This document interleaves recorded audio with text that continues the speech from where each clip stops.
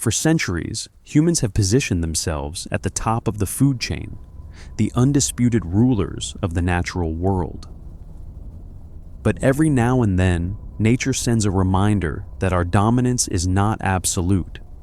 These are the true stories of animals that turned the tables, creatures that went rogue and terrorized entire regions, leaving behind body counts that sound more like something out of a horror film than real life. Some of these animals killed for survival, others seemingly for something darker, and a few have never been fully explained. In the southern highlands of what is now Tanzania, there exists a region of rolling green hills, eucalyptus groves, and wide open grasslands that, on a calm day, look like something from a postcard. The town of Njombe sits at the heart of it, perched at roughly 6,000 feet above sea level, cool enough that British colonists once used the area as a retreat from the sweltering lowlands. But between the years of 1932 and 1947, Njombe and the surrounding villages became the setting for what many consider the deadliest series of animal attacks in recorded history.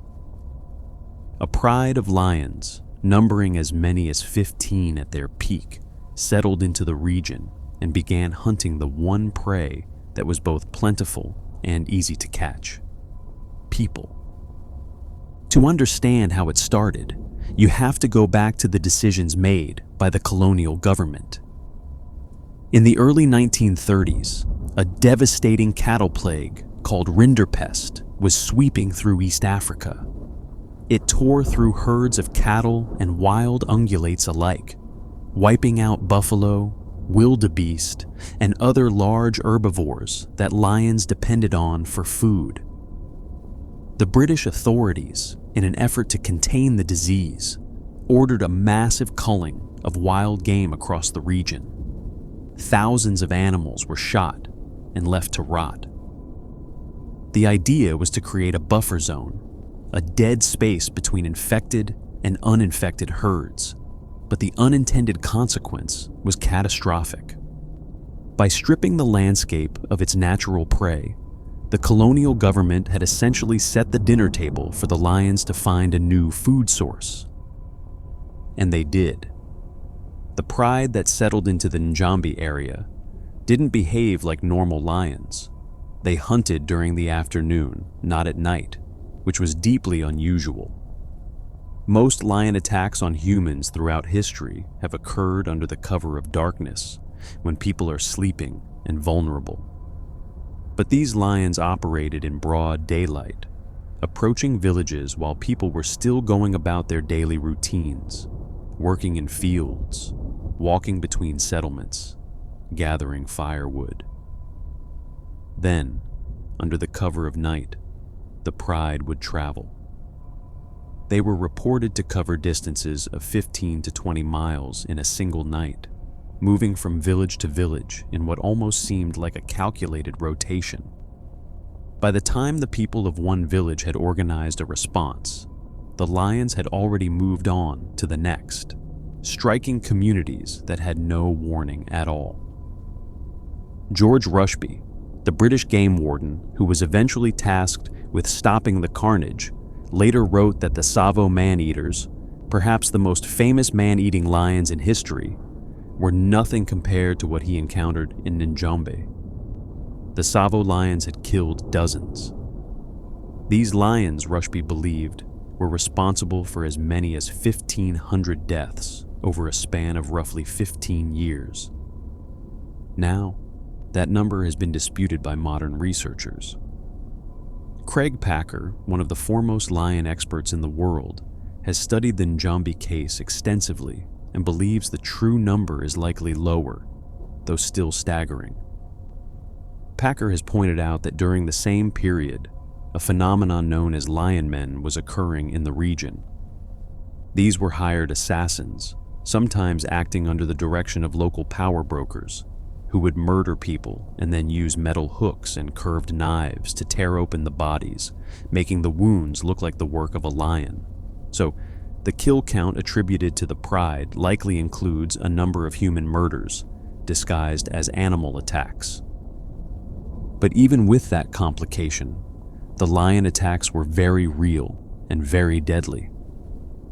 Rushby arrived in the area in the mid-1940s and began a systematic hunt that lasted years.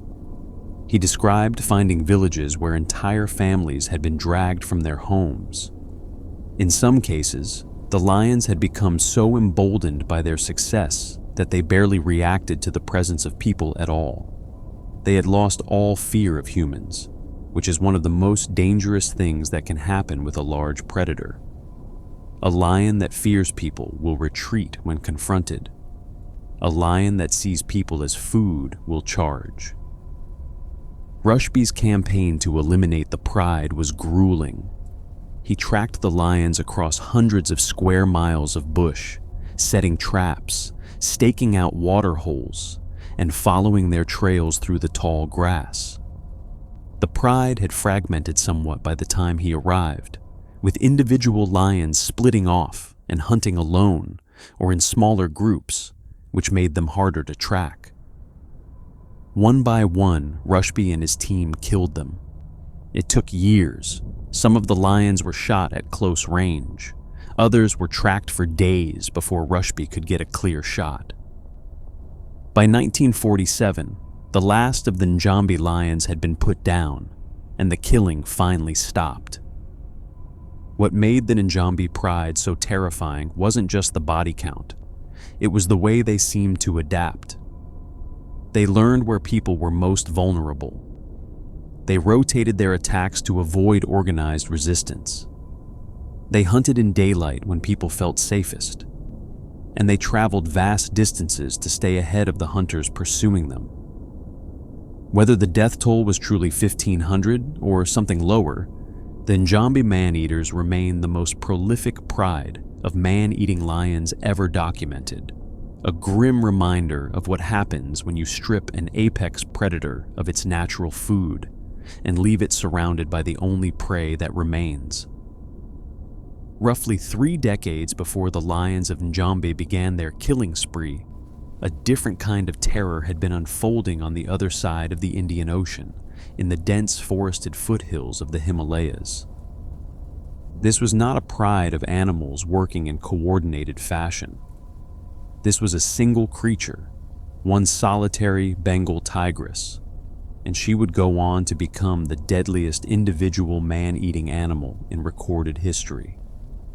The Champawat tiger, as she came to be known, began her attacks in the village of Rupal in the far western reaches of Nepal during the last years of the 1800s. Local hunters were sent to kill her almost immediately. But the tigress was elusive, slipping through the jungle like a phantom. She struck seemingly at random, taking a victim from one village, then disappearing for days or weeks before surfacing miles away to kill again. She targeted the most vulnerable, mostly young women and children who ventured into the forest to gather firewood, tend to livestock, or collect water. All of her kills took place during daylight hours. Jim Corbett himself, who would later be the one to end her reign, noted that he was not aware of a single instance in which a tiger killed a human being at night. As her body count in Nepal climbed past 200, the Nepalese government grew desperate. They deployed the Nepalese army in a massive organized beat, sending hundreds of soldiers crashing through the jungle with drums and guns, not to kill her, but to drive her out.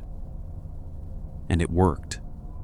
The tigress was pushed south across the Sarda River and into the Kumaon district of British India. But rather than solving the problem, Nepal had simply exported it.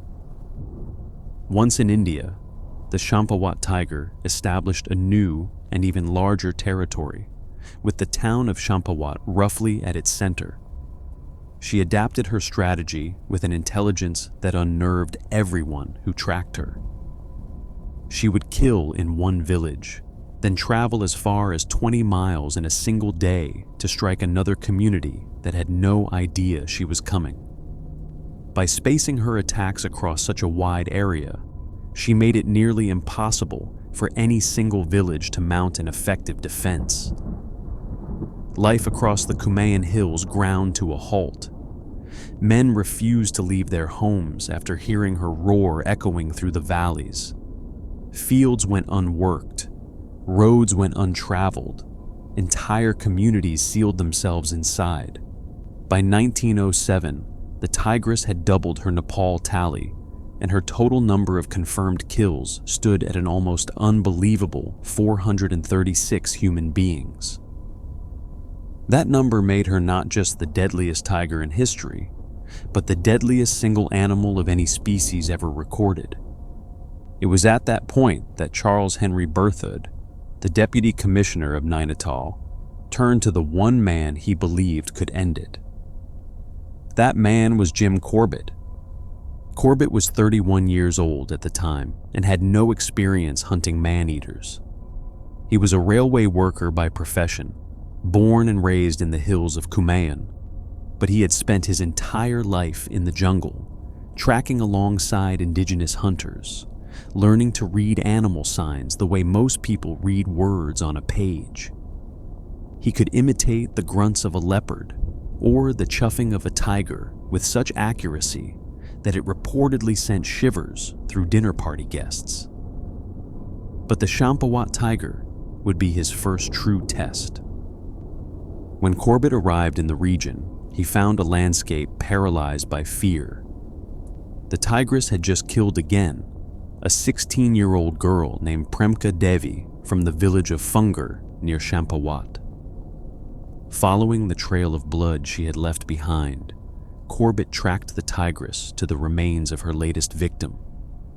But as he knelt to examine the scene, he very nearly became a victim himself.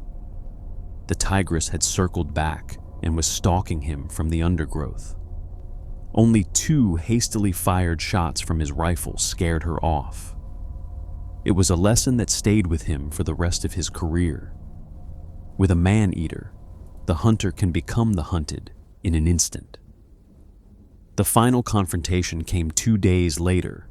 Corbett organized a massive beat involving 298 local men, positioning them on a hillside to drive the tigress from cover.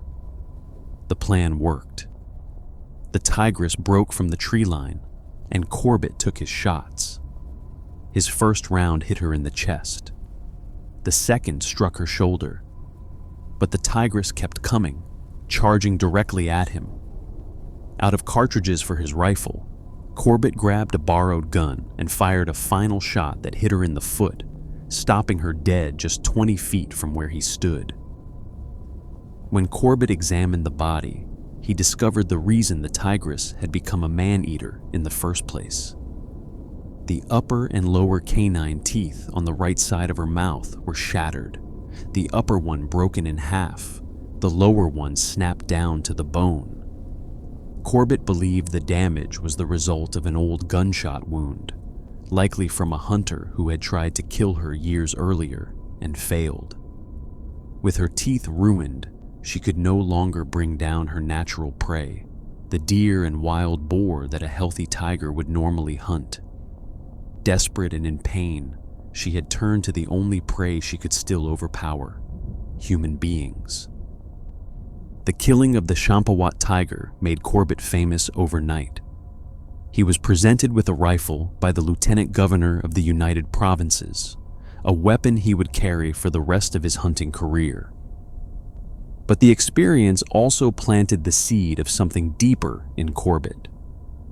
Over the decades that followed, as he hunted more man-eaters across the hills of Kumean and Garhwal, he came to a conclusion that would define his legacy. These animals were not evil. They were not monsters. They were injured, starving creatures that had been failed by a shrinking world. The forests were being cut down. Their prey was disappearing. And when a wounded tiger or leopard could no longer hunt the animals it was designed to kill, it turned to the only option left. In his later years, Corbett put down his rifle and picked up a camera, becoming one of India's most passionate advocates for wildlife conservation. The national park that bears his name today, Jim Corbett National Park, was the first of its kind in India, a living monument to a man who understood that the line between hunter and hunted was thinner than most people cared to admit. Around the same time that Corbett was building his reputation in the jungles of India, on the opposite side of the African continent, another predator was writing its own chapter in the history of man eating animals, and this one would become arguably the most famous of them all. In March of 1898, the British Empire was building a railway bridge across the Tsavo River in Kenya, a crucial link in the chain connecting the port of Mombasa on the Indian Ocean to the shores of Lake Victoria deep in the African interior. The project employed several thousand laborers, most of them Indian workers imported by the colonial government, housed in a sprawling network of tent camps that stretched across 8 miles of dry, thorny bush. The man in charge of the construction was Lieutenant Colonel John Henry Patterson, a military engineer who had arrived just days before the trouble began. At first, it was just whispers. A worker here, a worker there, vanishing in the night. The camps were surrounded by dense scrub, and the Tsavo region was known to be wild, but the workers assumed the disappearances were the result of desertion or illness. Then the bodies started turning up, or what was left of them. Workers were being dragged from their tents in the dead of night, pulled screaming into the darkness by something powerful enough to rip through canvas and carry a full-grown man into the bush. It was lions, 2 of them, both males, both maneless, which was unusual in itself.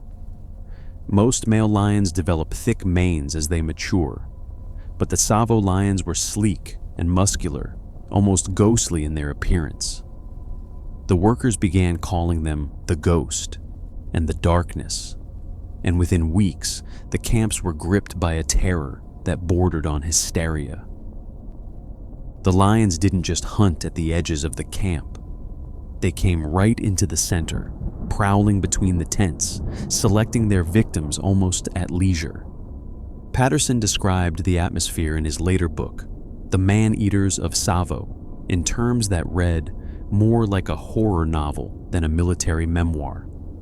Workers refused to sleep.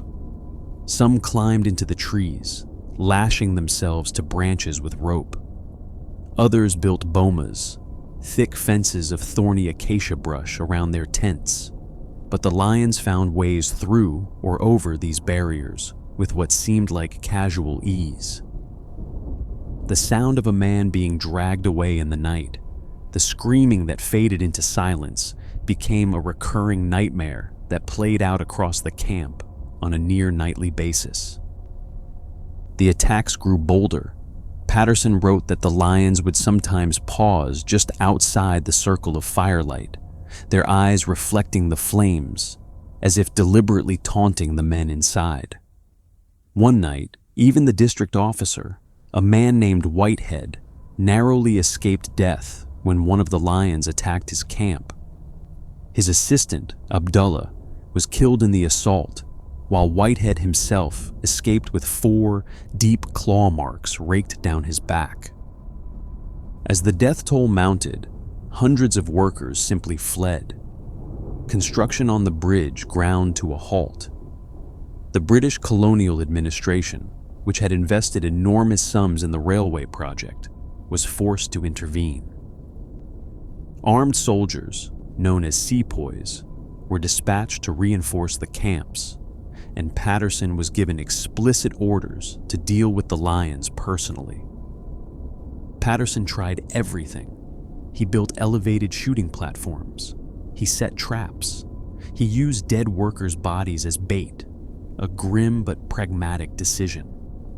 He even sat alone in a tree at night with his rifle, waiting in the dark for the lions to appear. Again and again, the lions evaded him. They seemed to sense when Patterson was waiting and would shift their attacks to a different section of the sprawling camp. On one occasion, Patterson fired at a lion at close range and missed, an experience he described as one of the most terrifying moments of his life. The siege lasted 9 months. During that time, Patterson reported that the lions killed 135 people, a number that included both Indian workers and native African laborers. That figure has since been challenged. In 2009, a team of researchers at the Field Museum of Natural History in Chicago, where the lions' mounted bodies have been on display since 1925, conducted an isotopic analysis of the lion's bones and hair. By measuring the ratios of certain carbon and nitrogen isotopes, they were able to estimate how much human flesh the lions had actually consumed.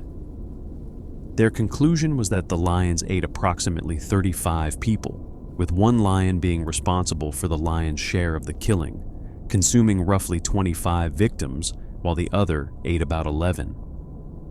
But researchers have also noted that the isotope study only measures what the lions ate, not how many people they killed. Many victims may have been killed and left uneaten, which means the true death toll could be somewhere between the Field Museum's conservative estimate and Patterson's dramatic one. What finally ended the terror was Patterson's persistence. On December 9, 1898, he shot the first lion from a shooting platform he'd built near a goat used as bait. The animal took several shots before going down. 20 days later, on December 29th, he tracked and killed the second lion. It took 8 men to carry the first lion's carcass back to camp. When the workers saw the dead animals, the celebration was overwhelming. Construction resumed almost immediately. But why did the Tsavo lions become man-eaters in the first place? The most widely accepted theory centers on the same disease that would later contribute to the Njombe attacks: rinderpest. The epidemic had devastated the herbivore populations across East Africa in the 1890s, including the buffalo that were a primary food source for Tsavo's lions.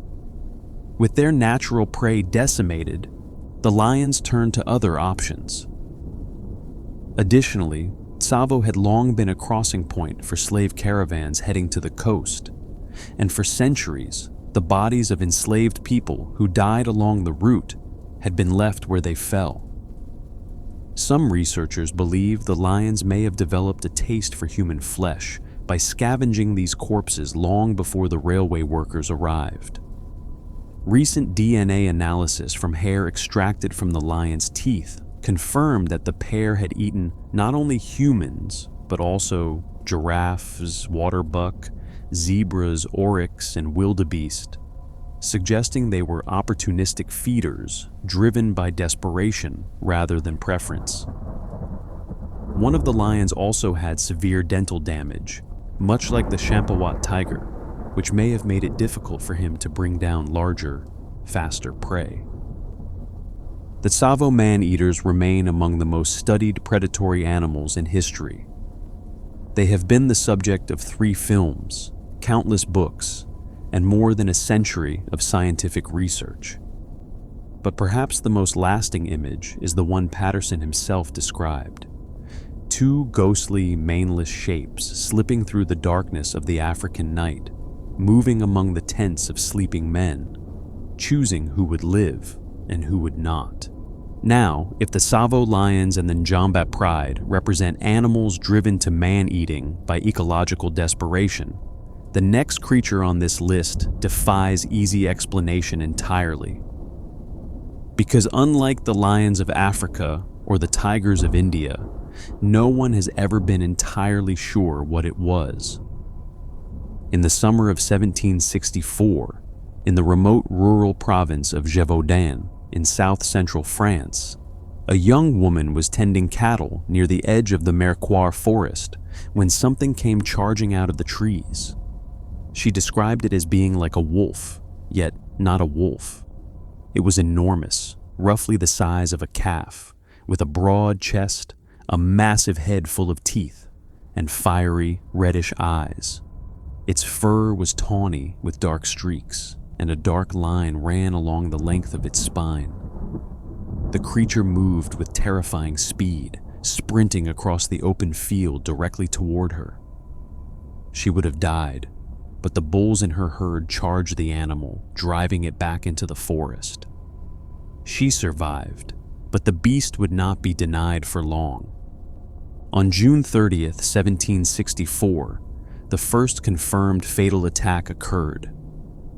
14-year-old Jean Boulet was watching her sheep near the village of Saint-Étienne-de-Lougdère when she was killed and partially devoured. The parish record noted she was buried without sacraments, meaning she died before a priest could reach her. A month later, another girl, 15 years old, was badly mauled near Puylaurens.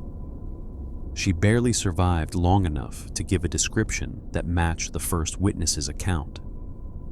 Then, in September, a young shepherd boy disappeared near the village of Laval. His partially eaten remains were found in the hills above the village. From that point on, the attacks came in waves, and the people of Gévaudan began to understand that they were dealing with something unprecedented. The region itself was a harsh, isolated place, a mountainous stretch of moors, grazing meadows, and sparse forests far from the centers of French power. The inhabitants were poor, mostly shepherds and farmers who spent their days out in the open with their livestock. They were accustomed to wolves. Wolves had always been part of life in rural France, but this was different. Whatever this creature was, it hunted with a boldness and ferocity that no ordinary wolf had ever displayed. The beast seemed to prefer women and children, though it attacked men as well. Its method was horrifyingly consistent. It went for the throat or the head, tearing flesh from bone with a savagery that left even hardened rural communities reeling. Victims were frequently found with their throats ripped open. Some had been partially decapitated. In certain cases, the heads had been gnawed so thoroughly that the skull was polished clean, a detail that some modern researchers have suggested is more consistent with the rough tongue of a large cat than with the tearing bite of a canine. By late 1764, rumors were already circulating that there might be two beasts, because the frequency of attacks was so high that a single animal seemed incapable of covering so much ground. The terror did not go unnoticed. France in 1764 was in a fragile state. The 7 Years' War had just ended, and the country had suffered devastating defeats at the hands of the British and Prussians. The economy was in ruins. King Louis XV needed a cause to rally around, and the Beast of Gévaudan provided one. The king offered a reward for killing the beast that equaled a year's salary for a working man. Tens of thousands of hunters descended on the region. Captain Jean-Baptiste Duhamel, a leader of the local infantry, organized massive hunts along military lines, using poisoned bait, trained dogs, and even soldiers dressed as peasant women in an attempt to lure the beast into the open. None of it worked. There were extraordinary moments of bravery amid the carnage. On January 12th, 1765, a group of children were out in a meadow tending cattle when the beast attacked. A young boy named Jacques Portefeuille rallied his companions, and together they fought the animal off with sticks, saving the life of the child it had seized. The story made Portefeuille a national hero, and King Louis himself awarded the boy an education at the crown's expense. Then there was Marie-Jeanne Vallée, a young woman who reportedly fought the beast with a makeshift spear and drove it off, earning comparisons to Joan of Arc and the nickname the Maid of Gévaudan. But the beast kept killing. Throughout 1765 and into 1766, the attacks continued. The king dispatched his personal gun-bearer, Francois Antoine, who eventually shot and killed a large gray wolf in September 1765. The animal was enormous, measuring over 5.5 feet long and weighing 130 pounds. It was declared to be the beast, stuffed, and sent to Versailles for display. The court proclaimed the crisis over, and Antoine collected his reward. But the attacks didn't stop. Within weeks, people were dying again. The court, however, had lost interest. The story had run its course in the press, and public attention had moved on.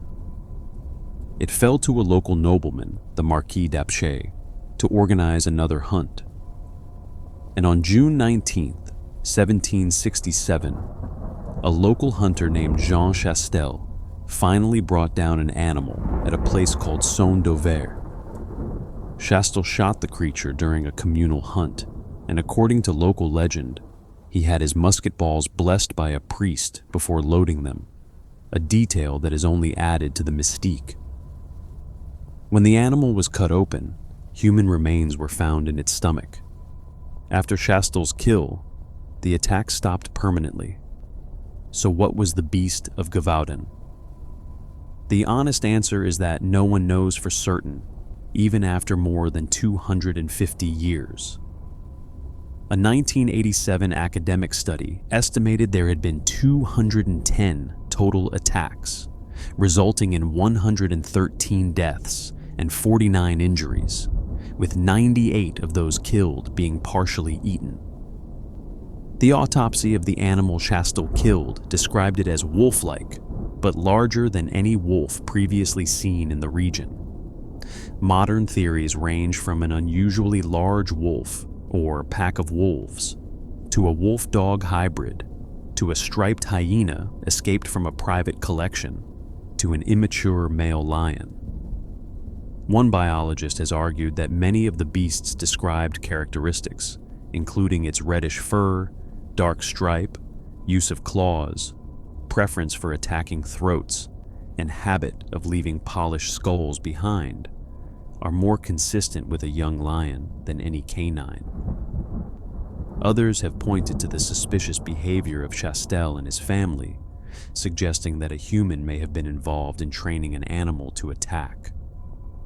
The truth, whatever it is, died with the beast in that field in 1767.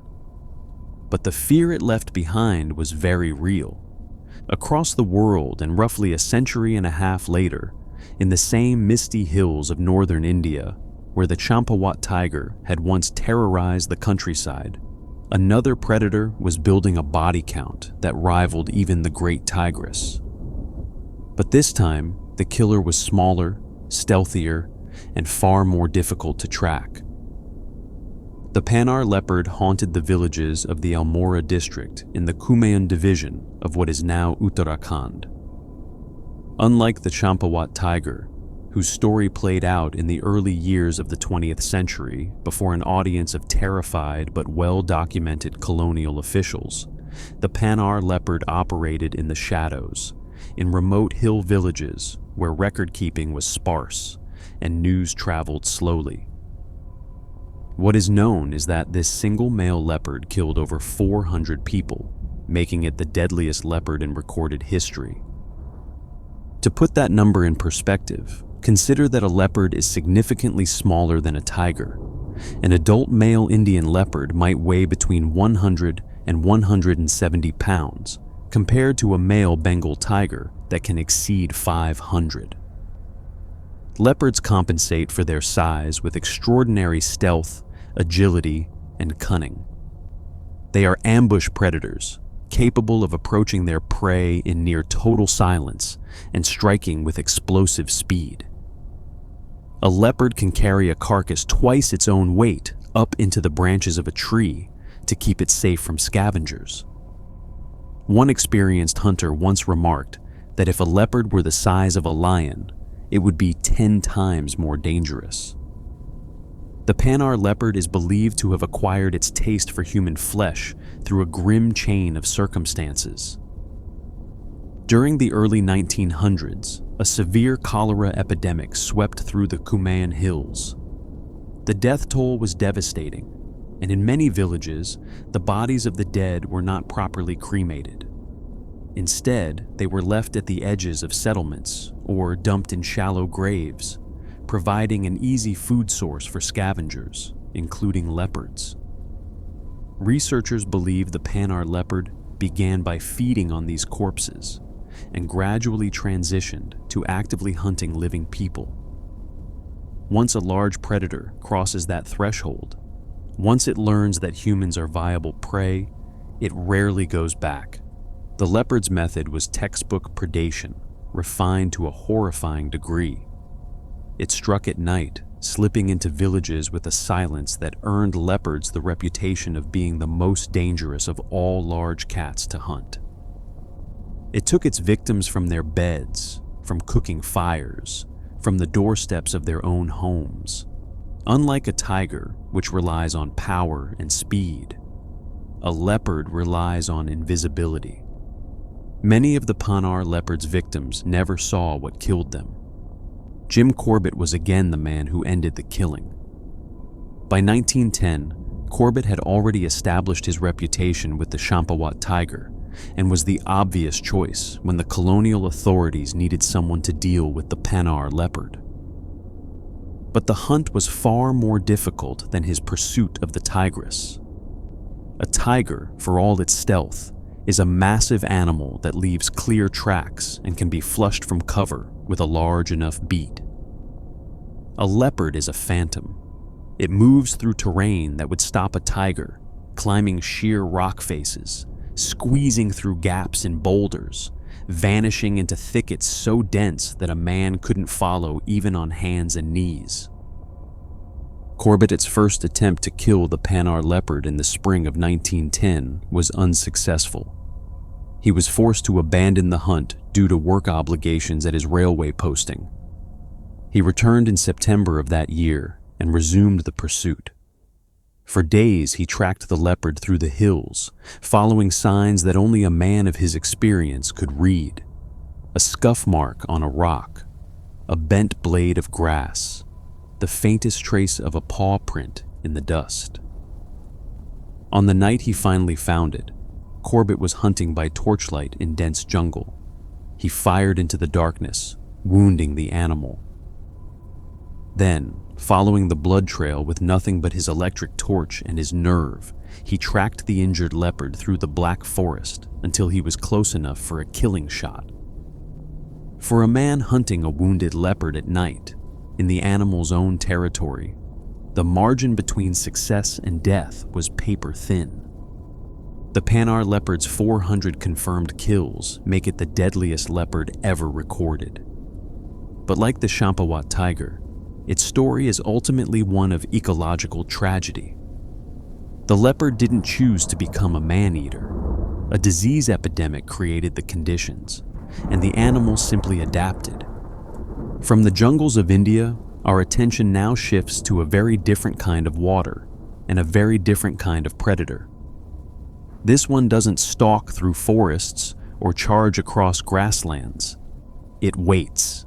It waits in the murky shallows of a river that winds through one of the most war-torn nations on the African continent, and its patience is legendary. Gustave is a Nile crocodile. He inhabits the Ruzizi River and the northern shores of Lake Tanganyika in Burundi, a small, landlocked country in East Central Africa. He is estimated to be over 20 feet long and to weigh approximately 2,000 pounds, which would make him one of the largest Nile crocodiles ever documented. He has been linked to the deaths of anywhere from 60 to 300 people, depending on who you ask. And despite multiple organized attempts to capture or kill him, Gustave has never been caught. The first documented reports of a massive man-eating crocodile in the region surfaced in 1987, when villagers along the shores of Lake Tanganyika near the communities of Magara, Kanyosha, and Minago began reporting fatal attacks by a single enormous reptile. eyewitness accounts consistently described the same animal, abnormally large, with a distinctive scar on the top of its head from what appeared to be an old wound. Local people had long known about large crocodiles in the lake, but this one was different. It attacked with a frequency and apparent deliberateness that set it apart from every other crocodile in the region. In the late 1990s, a French herpetologist named Patrice Fay, who had been living in Burundi and studying the local Nile crocodile populations, began investigating the persistent reports. It was Fay who formally identified and named the crocodile in 2001, calling him Gustave. Fay spent years studying the animal from a distance, interviewing survivors and the families of victims, and trying to map Gustave's territory and movement patterns. He described Gustave to the BBC as being 3 times the size of any other crocodile in Burundi. What makes Gustave particularly terrifying is the nature of his attacks. Scientists who have studied him believe that his immense size actually makes it difficult for him to hunt the agile prey that smaller Nile crocodiles feed on, things like fish and small antelope. Instead, Gustave targets larger, slower animals, hippopotamuses, buffalo, and humans. His attacks on people have followed a disturbing pattern. They tend to come in seasonal bursts, usually between October and February, when Gustave travels along the Ruzizi River during mating season. Fay noted that during these periods, Gustave could take 10 or even 15 victims along the riverbanks in rapid succession. And perhaps the most chilling detail of all is what Gustave does, or rather, does not do, with his victims. Local accounts consistently report that he often leaves the bodies uneaten, or only partially consumed, which has led some to speculate that Gustave kills not out of hunger, but for some other reason. Crocodile specialists push back on this interpretation, however. Mark Ganswana, a crocodile researcher, has explained that crocodiles simply don't need to eat very much. A large croc can go more than a year without food when necessary, and when it does make a kill, it rarely consumes the entire carcass. What looks like killing for sport is likely just a predator doing what it does, efficiently, without the need to finish what it started. The most famous attempt to capture Gustave was documented in the 2004 PBS documentary Capturing the Killer Croc, which followed Fay and a team of scientists over a grueling period of 2 months in the field. They constructed a massive trap cage, nearly 30 feet long and weighing about a ton, designed specifically to hold a crocodile of Gustave's estimated size. The cage was baited with various kinds of meat, from fresh fish to dead animals, and fitted with a hidden infrared camera to monitor any activity. Day after day, nothing.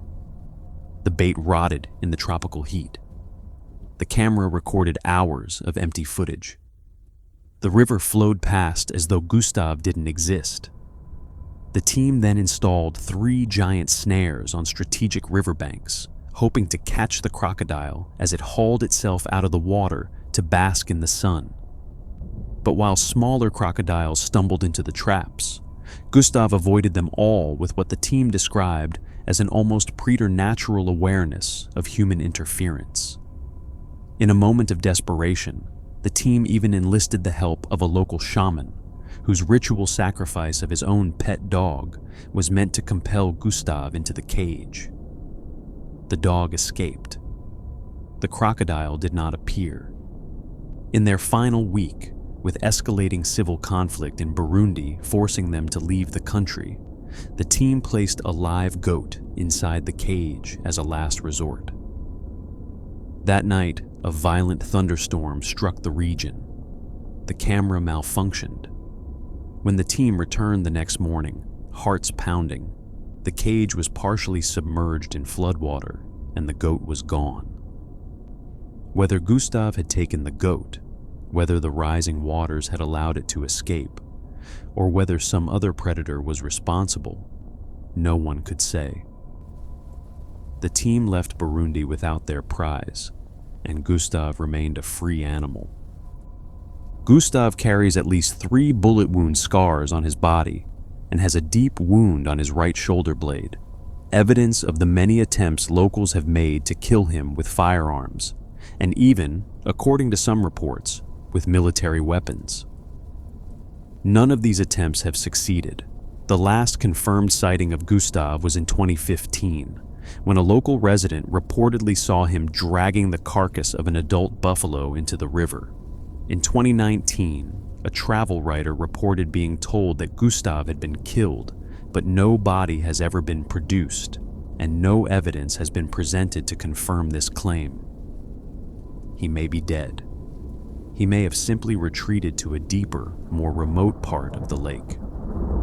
Nile crocodiles can live for 70 to 100 years or more, and Gustave, estimated to have hatched around 1955, may still have decades ahead of him.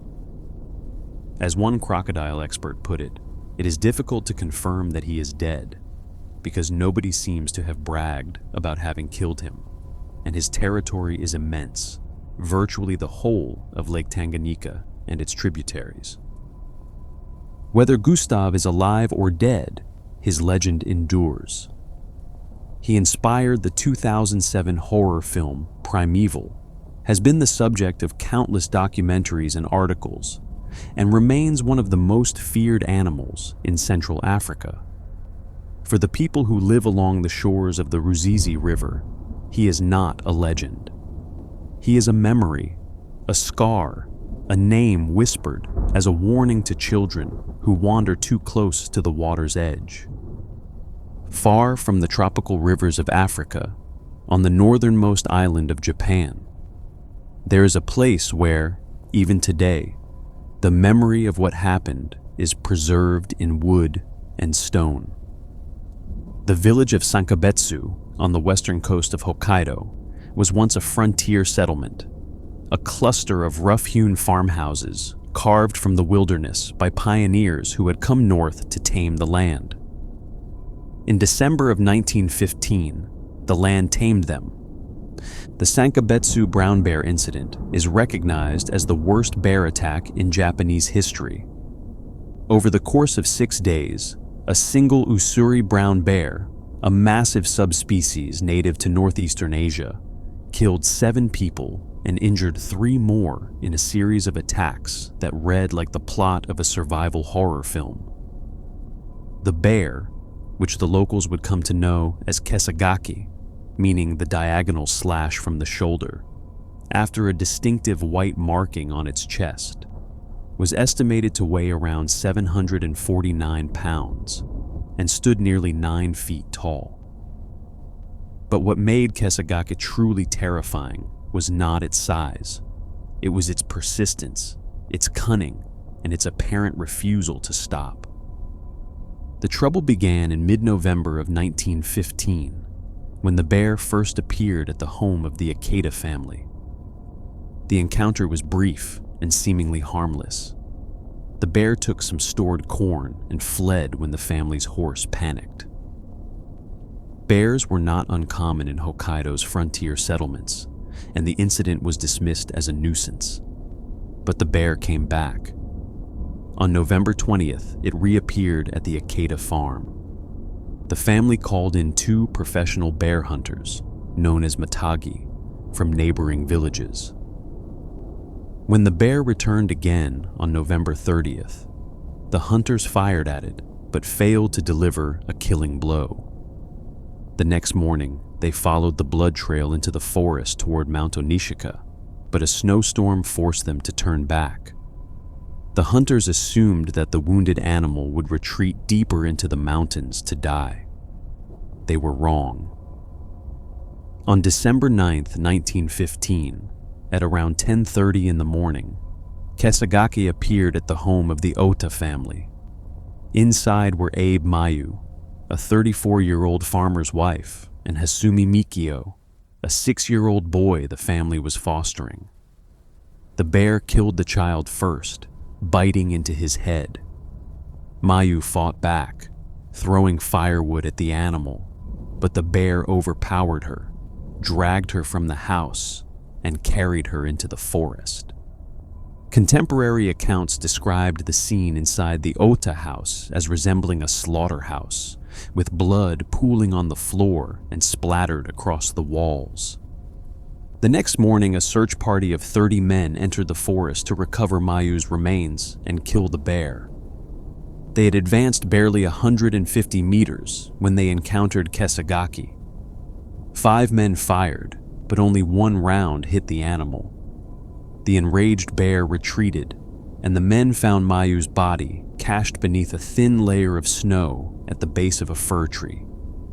The bear had hidden the body, preserving it for later consumption, a behavior well documented in brown bears that have made a kill. That evening, roughly 50 armed guards gathered at the Miyuke family home, 300 meters from the Ota house, to mount a defense. Several women and children from the surrounding area had taken refuge inside. The bear returned that night, and the guards detected its approach. They fired, and the bear appeared to retreat toward the Ota house. The guards gave chase, leaving the Miyuki house unprotected. This was exactly what the bear seemed to want. Kesagaki had circled around the pursuit party, evading them entirely in the darkness, and entered the Miyuki house through a window. Inside, Miyuke Yeo was preparing a meal while carrying one of her children on her back. When she heard a noise and went to investigate, the bear was already inside. Yeo was attacked, and the bear bit the child she was carrying. In the chaos that followed, the bear killed several more people, including a pregnant woman named Take, whose body was so badly mauled that the unborn child was torn from her. The baby survived the initial attack, but died within hours. When the guards finally returned and entered the house, the destruction was beyond description. Blood had reached the ceiling. In the aftermath, most of the remaining men in the settlement fled. Only a handful of veterans from the Russo-Japanese War stayed at their posts. A local man named Miyuke Yasutaro sought out Yamamoto Heikichi, a legendary bear hunter who was known throughout the region as the best shot in Soya province. But Yamamoto had fallen on hard times. He had pawned his gun to buy alcohol and initially refused to help. It was only after the full scale of the carnage became clear that Yamamoto agreed to join the hunt. On December 14th, Yamamoto, leading a search party of about 60 men, tracked Kesagake to a spot near a Japanese oak tree, roughly 5 kilometers from the village. The forest was silent except for the crunch of snow underfoot and the labored breathing of the men, most of whom had never hunted anything larger than a fox. Yamamoto, however, moved with the quiet confidence of a man who had spent a lifetime in these mountains. Accompanied by a single guide, he split off from the main group and closed to within 20 meters of the bear.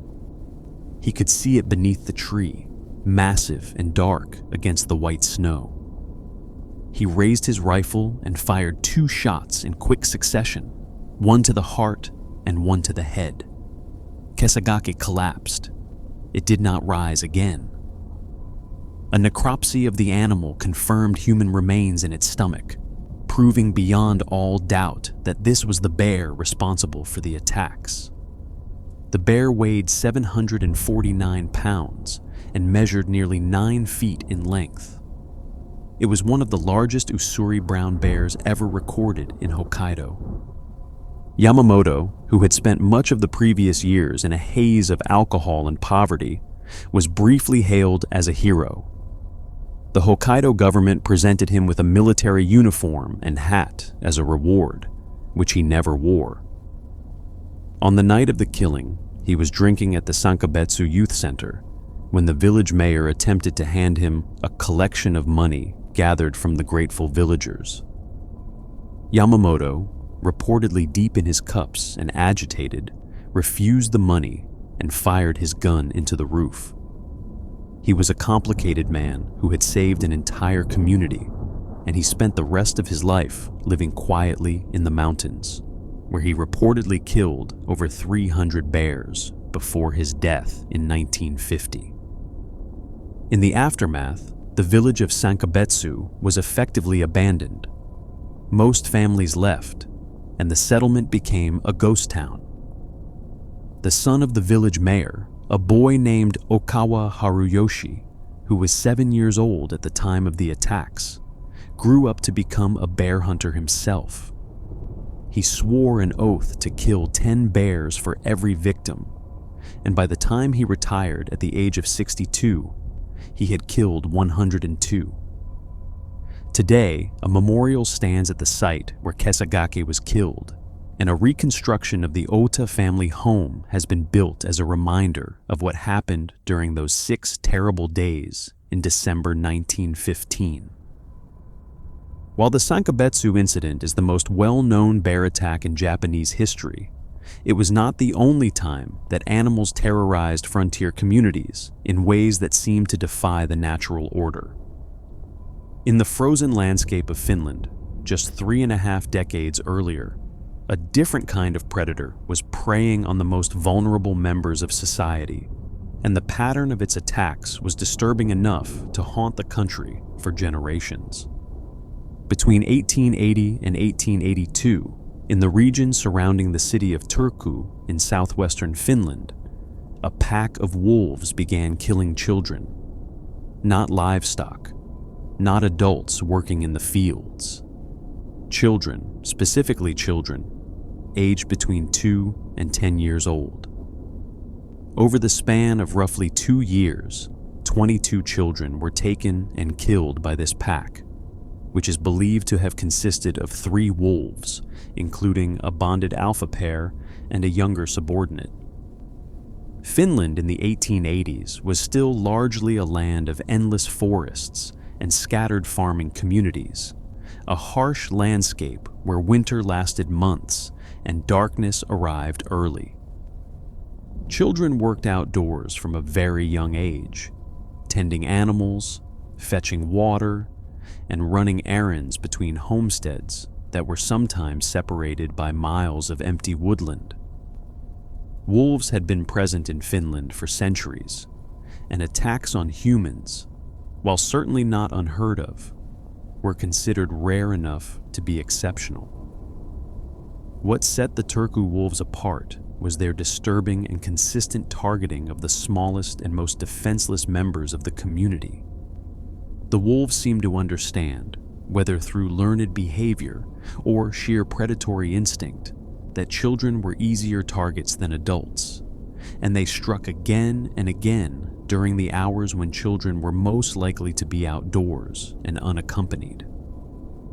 Mothers who sent their children on short errands in the morning might never see them alive again by nightfall.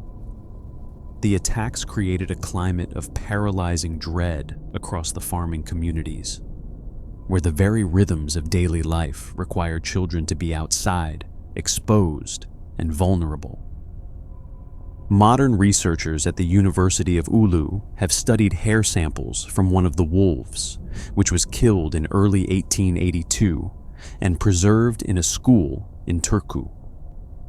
By analyzing the stable isotopes of carbon and nitrogen in the wolf's fur, they attempted to determine whether human flesh had been a significant part of the animal's diet. The results were inconclusive. The isotope ratios were different from those of comparison wolves, which could suggest an unusual diet. But the researchers noted that the differences might also be explained by the wolves having fed heavily on domestic animals from nearby farms, which would have brought them into close proximity with human settlements. The scarcity of their primary prey, moose, in the Turku region may have driven the wolves to search for food closer to human habitation, and once they became accustomed to the presence of people, the step to preying on children may have been a tragically short one. The killing of the last wolf from the Turku pack in early 1882 effectively ended the attacks, but the incident left deep scars in Finland's collective memory. For generations afterward, wolves were systematically hunted throughout the country, and by the early 20th century, the species had been nearly eradicated from Finnish territory. It was not until the late 20th century that wolves began to re-establish themselves in Finland, migrating back from Russia, and even today, the memory of the Turku wolf attacks informs public debates about wolf management and coexistence. And in the hill country of southern India, in 1957, yet another animal defied every expectation and turned to killing humans in a way that baffled locals, wildlife officials, and seasoned hunters alike. The sloth bear of Mysore, as it came to be known, was responsible for at least 12 deaths and the mauling of 24 others in the Nagvara Hills, a region of boulder-strewn hillocks and scrubby farmland east of the town of Arsikara, roughly 100 miles northwest of the city of Bangalore. In a part of the world where tigers and leopards commanded the most fear, it was a bear, an animal most people associated with termites and honeycomb, that became one of the most dreaded man-eaters the region had ever seen. Sloth bears are not, by nature, predators of humans. They are primarily insectivores, using their long, sickle-shaped claws to rip open termite mounds and their specialized lips and palates to suck up the insects inside. They eat fruit, honey, and occasionally small animals, but they are not hunters in the way that tigers or leopards are. What makes sloth bears dangerous to humans is their temperament. They are notoriously unpredictable, prone to panic when surprised, and when they do attack, they tend to go for the face. Their claws, designed for tearing through hardened termite mounds, are devastatingly effective on human flesh. Survivors of sloth bear attacks frequently lose eyes, noses, or entire portions of their faces. The bear of Mysore was different, though. It wasn't merely defending itself or reacting to surprise encounters. It was actively seeking out and attacking humans, sometimes in broad daylight, sometimes at night, and with a consistency that suggested deliberate predation. At least 3 of its victims were partially consumed, which is extremely unusual for a sloth bear. Kenneth Anderson, the British Indian hunter, who was eventually called in to kill the animal, described it as carrying the mark of Cain, a wanton and deliberate murderer of men. Anderson initially expected an easy hunt. A sloth bear, he reasoned, presented far less danger than the man-eating tigers and leopards he had spent his career tracking. But the bear proved surprisingly elusive. Anderson's first expedition, after being contacted by a local man named Alam Bucks, whose son had been killed by the bear, ended without success. The bear seemed to melt into the boulder-strewn hillocks of the Nagvara Hills, and Anderson was forced to return to Bangalore empty-handed. Over the following months, the attacks continued. 2 woodcutters were mauled near the village of Sakrapatna, one fatally. The local forest guard was badly injured during a routine patrol. Anderson was called back, and this time, he was determined not to leave without the bear. After receiving word that the animal had been spotted foraging near some borum trees about a mile from the village, Anderson set up a concealed position at the foot of the largest tree and waited. He waited 6 hours in the darkness, alone, listening to every crack and rustle in the scrubland around him. The Indian night was alive with sound, insects, the distant call of a jackal, the settling of the earth as the temperature dropped. But Anderson was listening for something specific. Then, at roughly 11 o'clock, he heard it. The unmistakable sound of a bear digging for roots, a rhythmic tearing of earth that carried through the still night air. The sound was faint at first, far off, but it grew steadily closer. An hour later, the digging stopped and was replaced by the soft padding of heavy footfalls. The bear was approaching the borum tree. Anderson waited, controlling his breathing, feeling the weight of the rifle across his knees. Then he switched on his electric torch, and the beam cut through the darkness and caught the bear standing fully upright on its hind legs, no more than a few yards away, startled and momentarily frozen by the sudden blinding light. Anderson fired a single shot to the chest. The bear dropped instantly, crumpling to the ground without a sound, dead before it hit the earth. The nightmare of the Nagvara Hills was over. A post-mortem examination revealed that the bear was a large adult male carrying the evidence of a difficult life. There was an old bullet wound in its right hind leg, with a lead ball still embedded in the flesh, suggesting that at some point in the past, someone had shot the bear and failed to kill it. Anderson himself believed that this previous injury was what had transformed the bear's behavior, turning a normally shy and reclusive animal into something far more dangerous. The pain and trauma of being shot may have created an association between humans and suffering, and the bear had apparently decided that the best defense was a relentless offense. What all of these cases share, from the Lions of Njombe to the tiger of Champawat, from the phantom beast of Gévaudan to the crocodile still lurking somewhere in the waters of Lake Tanganyika, is a common thread. These animals did not wake up one day and decide to become monsters. In almost every instance, human activity played a role in pushing them toward man-eating behavior. Deforestation destroyed their habitats. Disease wiped out their prey. Gunshot wounds left them unable to hunt their natural food. War contaminated their environments with human corpses, and in every case, the animal simply did what all predators do. It adapted, found the easiest available food source, and survived. The real question these stories raise is not why these animals killed, but why we continue to be surprised when they do. We share this planet with creatures far more powerful, more patient, and more adaptable than we often care to admit. And every now and then, one of them reminds us of that in the most terrifying way possible. If you enjoyed this journey into the wild and the terrifying, please take a moment to like this video and subscribe to the channel. It helps more than you might think, and it means the world to me. Thank you for listening, and I'll see you in the next one.